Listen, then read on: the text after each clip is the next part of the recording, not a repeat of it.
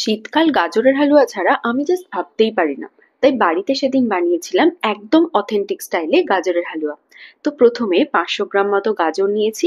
এইভাবে গাজরটা গ্রেট করে নিয়েছি।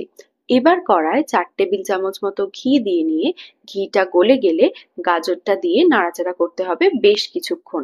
প্রায় 10 মিনিট মতো নাড়াচাড়া করার পর গাজর নরম হয়ে এলে এবার দিলাম 2 কাপ পরিমাণ দুধ।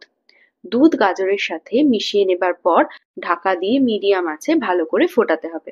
মাঝে মাঝে ঢাকনা খুলে একটু নাড়িয়ে নিয়েছি।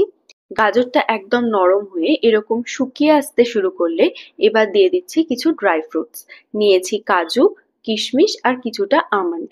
দিলাম 1/2 কাপ পরিমাণ চিনি আর একটা ছোট এলাচ। তোমরা এলাচ পাউডার ইউজ করতে পারো।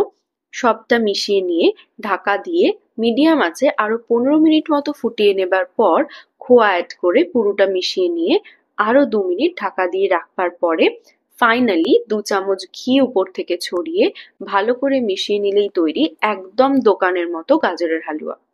অবশ্যই একবার বাড়িতে বানিও, আর আমার মতো কার কার গাজরের হালুয়া ফেভারিট সেটা কমেন্টে লিখে জানাতে ভুলো না।